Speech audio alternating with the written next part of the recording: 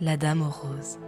Me revoilà à Montmartre, dans ma belle robe fourreau, aux épaules dénudées. J'espère qu'elle plaira à mon amour, que j'attends sur la butte, non loin des bars. Les orchestres de jazz jouent si gaiement qu'aucun lieu de Paris ne peut être triste à cet instant. Mon cœur s'emballe, rien qu'à la pensée de revoir Madame aux roses.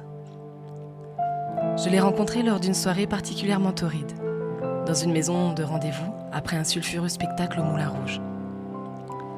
Une splendide femme, aux longues jambes et à la crinière de feu sans fin, au milieu de dizaines d'autres cheveux courts et ornés de coiffes insensées, m'a fait apporter une coupe de champagne.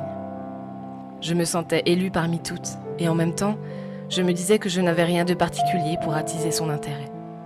Je la voyais éviter les hommes, je compris mieux. Ce soir-là, je dessinais en rêvassant. N'attendant personne en particulier, savourant l'érotisme et la classe des lieux dans un cocktail inspirant. Sa voix, plus suave que le désir lui-même, m'a chamboulée lorsqu'elle m'a susurré à l'oreille « J'aime les filles comme toi, les vrais artistes, qui savent profiter de l'ambiance de fêtes immortelles de cette ville, qui ont une vraie aura. Viens donc avec moi. » Après cette nuit, longue et sans aucun précédent, elle m'avait dit, entre les draps imprimés de couleurs vives et les lumières tamisées de sa grande chambre, « Peut-être bien que je t'aime tout court, toi. » Elle est devenue mon obsession, ma muse. Je ne pourrais plus dessiner qu'elle dans sa nudité, car c'était ce que j'exprimais de plus gracieux. Elle sentait la rose en permanence, et je lui dessinais, pétale par pétale, des lits entiers de ses fleurs. Je lui amenais des bouquets majestueux, chatoyants, qui rehaussaient encore sa beauté, si tant est qu'une telle chose fût possible.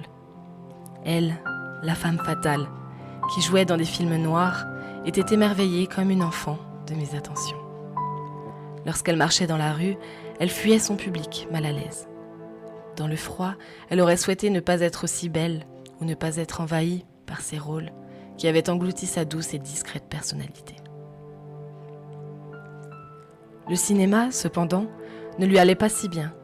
Elle était fantastiquement élégante, bien sûr, mais le noir et le blanc filtraient sa beauté pour n'en rendre qu'une partie aux écrans et aux spectateurs. J'étais fière, cependant, d'avoir sa beauté en couleur pour moi seule, tous les soirs. Mais un jour, je lui suggérais de tenter un art en couleur. Avec sa grâce, elle deviendrait une sublime danseuse.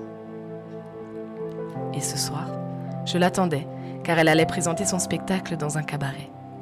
Je l'adorais au naturel, mais lorsque je la vis approcher de grands traits sur les yeux et un rouge renversant sur les lèvres, je me dis que cela lui donnait un air dramatique qui magnifiait son aura.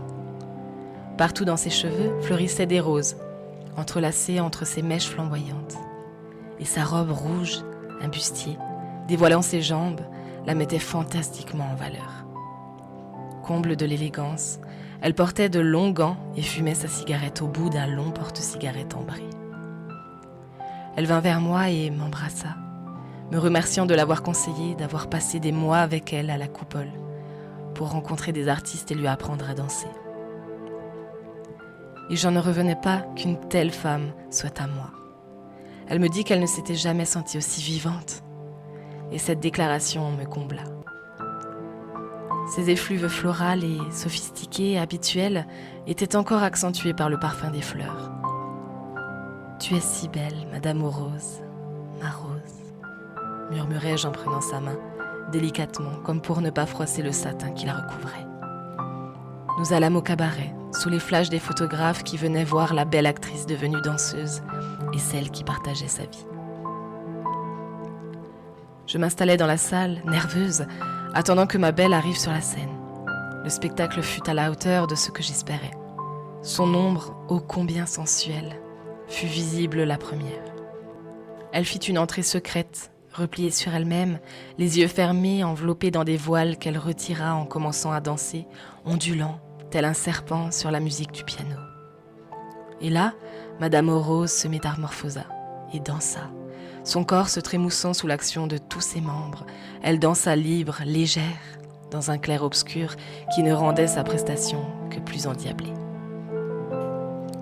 Chacun retenait son souffle, car elle ne dansait comme aucune étoile ne pouvait le lui apprendre. Elle était la plus audacieuse, la plus pétillante des artistes. Et elle était maîtresse incontestée du nouvel art qu'elle pratiquait. Alors que je l'admirais comme jamais, elle descendit, me prit la main et m'entraîna sur scène. Ma déesse pouvait mieux que personne mener un tango. Devant sa mine rayonnante et réjouie, je savourais le rose de ses joues. Je sentais qu'elle était ravie de sa surprise. Et dans un tonnerre d'applaudissements, nous nous arrêtâmes face au public sous une pluie de roses. Plus que jamais, en cette année 1925, je sentis mon cœur battre pour une créature divine que nul n'aurait simplement réduite au rang de femme. Les paillettes du cabaret éclaboussaient nos yeux et nos cœurs, et notre amour si joyeux en cet instant débordait dans toute la capitale. Ma Dulcinée sortit, en coulisses, se retranchait avec moi dans l'ombre des roses, et ce lit de roses que j'avais tant dessiné, nous le partageâmes en cette nuit particulière. La vie était à nous. C'était J-Pixie, et j'espère que cette histoire vous aura plu autant qu'à moi. Allez, ciao ciao.